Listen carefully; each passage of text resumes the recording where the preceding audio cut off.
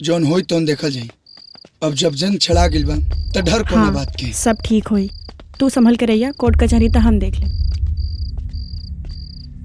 काहे से कि विकास का रे, तारा गंगा के नाम पे मरे के बड़ा शौक बाना, तो कर ले अपन इच्छा पूरा। तो चल लगा ले हर हर गंगे के नारा और मरे खातिर तैयार हो जाओ। मरे के तो सबके बा, लेकिन जौन नौजवान धरती माता खातिर, गौ माता खातिर, गंगा माता खातिर और जन्म देवे वाली माई के रक्षा करे में मरेला ना, वो मरेला ना सीधे अमर हो जाला। बुझाई? चला।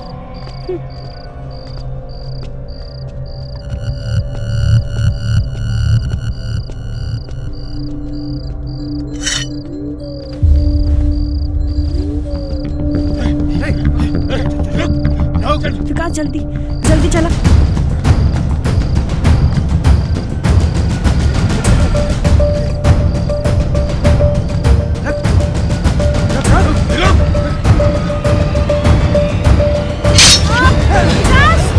विकास किरण तू जा, तू जा, तू जा।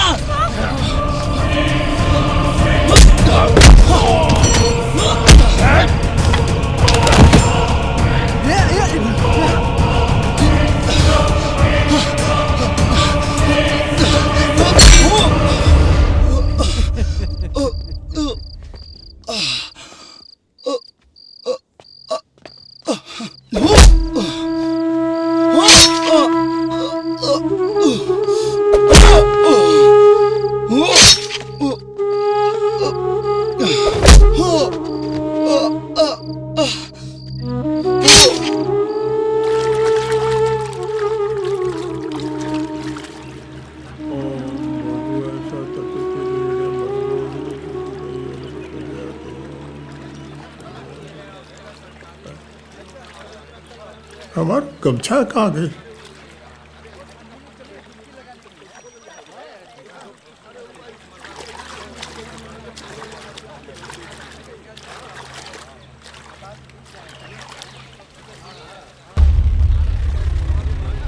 अरे गुलबुआ,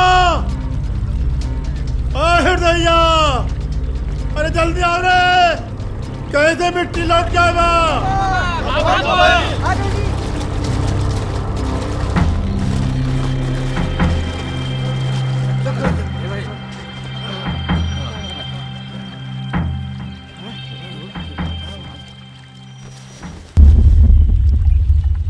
अरे बाबा, बाबा ये तो विकास है। विकास? हाँ आए जल्दी।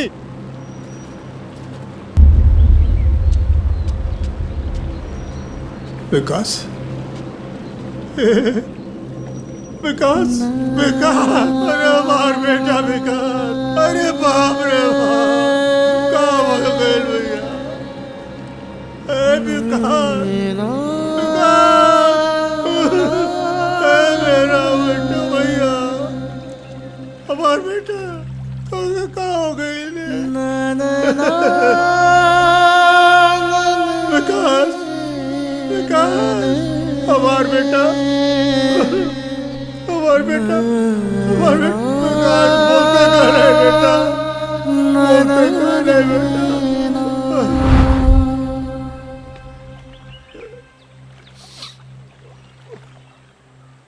चुप हो जाई बाबा,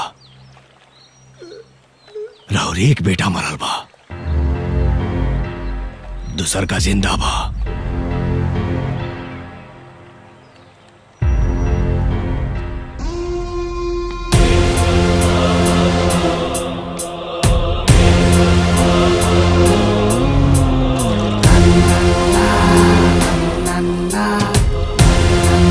गंगा के माई माने वाला गंगू आज कसम खाता, जब तक गंगा के साफ ना कर दे तब तक घरे वापस ना जाए। हार हार गंगे गंगे, हार हार गंगे।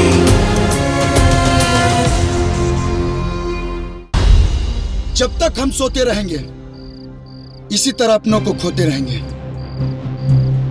आज हमने अपनी माँ को खोया है, कल किसी और की माँ की जान जा सकती है और परसों किसी और की, कभी भी किसी की भी बारी आ सकती है। गंगा हमारी माँ है, हमारी श्रद्धा और हमारा विश्वास है। हम गंगा के साथ हो रहे अन्याय को बर्दाश्त नहीं करेंगे और अपनी बीमार माँ गंगा को बचाएंगे, वरना गंगा के किनारे कारखाने से निकल रहे एक एक जहर एक ना एक दिन गंगा के अस्तित्व को खत्म कर देगा। हमने तो कारखाना मालिकों के खिलाफ जंग छेड़ दी है। अगर इसमें हमारी जान भी चली जाए तो हमें परवाह नहीं है। तो आप लोगों से आग्रह है कि कल के रैली में बढ़ चढ़कर हिस्सा लें और इस अभियान को सफल बनाएं, क्योंकि जीवन का आधार है गंगा और नदी नहीं, संस्कार है गंगा। हर हर गंगे, हर हर गंगे, हर हर गंगे, हर हर गंगे। विकास पंडित और चूहन के टोली उछलत कूदत सड़क पर आ पहुंचल बा और जल्द ही अदालत में पहुंचे वाला बा। अग्रवाल जी, आदमी के जब उम्मीद टूटेला ना तो आदमी पागल हो जाला। वकील बाबू, चाहे जैसे भी होके अदालत में ऐसा कोनो फैसला ना आवे के चाहिए जो हमने खातिर मुसीबत पैदा करे। मंत्री जी रउआ चिंता मत करी, काले हम सब संभाल ले। धर्मपाल जी, रउआ चुप काहे खातिर बानी? हमनी बिजनेसमैन के मुखिया तो आपे नु बानी। बरसात के बुलावा भेज के ओमे हाथ उठा के नाचे वाला अक्सर ई भूल जाला की बिजली ओकरा सर पर भी गिर सकेला। माय लॉर्ड, कायदे से कहा जाए तो आज इस कटघरे में उन तमाम दोषी व्यापारियों को खड़ा होना चाहिए जिनके कारखाने गौमुख से होकर गंगा सागर तक बह रही गंगा के किनारे खड़ी है और अपनी विषैली गंदगी गंगा में बहा रही, जिसके कारण धीरे धीरे गंगा का पानी जहरीला होता जा रहा। आए दिन उस पानी को पीकर अनगिनत जानवर व इंसान मर रहे हैं। इसलिए अदालत से मेरी ये दरख्वास्त है कि ऐसे कारखानों को जल्द से जल्द बंद करने का आदेश दे। That's all my lord. Your honour, हमारी काबिल दोस्त शायद ये भूल रही हैं कि कटघरे में खड़ा करने से कोई दोषी साबित नहीं हो जाता। और वैसे भी ये कंपनियां कल परसों से नहीं बरसों से चल रही हैं माय लॉर्ड, वो भी सरकार की इजाजत से। और जैसा कि हम सब जानते हैं कि कंपनी चलाने के लिए पानी का भरपूर मात्रा में होना अति आवश्यक होता है और वो सिर्फ और सिर्फ नदी के किनारे ही मिल सकता है। और वकील साहिबा तो कारखाना बंद करवाने के लिए अदालत से इस तरह से आग्रह कर रही हैं जैसे इनको पता ही नहीं, ये भूल गई हैं कि कारखाना बंद हो जाने से हजारों हजार मजदूर बेकार व भुखमरी का शिकार हो जाएंगे। क्या आप चाहती हैं? नहीं ना? That's all my Lord. My Lord, इनका बचकाना तर्क सुनकर हमें ऐसा लग रहा है इन्होंने संबंधित केस को ठीक से समझा ही नहीं। ये जिस गंगा को नदी या नदी का पानी समझ रहे हैं वो कारखानों के पीछे बहती कोई नदी नहीं है, वो माँ गंगा है। हमारे श्रद्धा का वो विशाल नमूना जो हमारे ही देश में नहीं बल्कि पूरे विश्व में आदर व सम्मान की नजर से देखी जाती है, जिसके पानी को हम इतना पवित्र मानते हैं कि मरते वक्त अगर 2 बूंद गले में पड़ जाए तो हमारे लिए मोक्ष का द्वार खुल जाता है। माय लॉर्ड, ये सिर्फ कारखाने चलाने और रोजगार देने तक का विषय नहीं है, बल्कि ये माँ गंगा के प्रति हमारे अटूट श्रद्धा का विषय है जो सदियों से चला आ रहा है। मैं समझती हूँ माय लॉर्ड कि हम सबको इसका सम्मान करना चाहिए। That's all my Lord.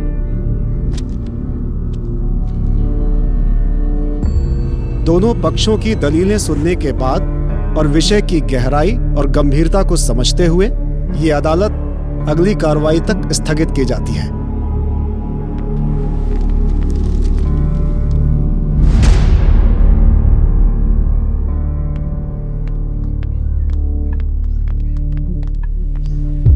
सब ठीक रहा ना? केस तो हमें लोग जीतेंगे। विकास पंडित, जब तक तोहरा शरीर में होश बा तब तक ही जोश बा। गंगा तक तू तब साफ करबे जब जिंदा रहबे। मौत से हम ना डराए न धर्मपाल। अगर जीते जी गंगा साफ न भई तो हमारा मरला के बाद गंगा मैली भी ना रही।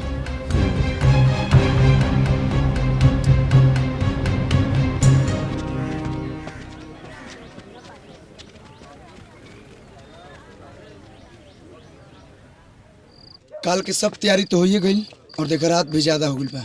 ठीक बा, तो तू लोग अपना घरे जा लो।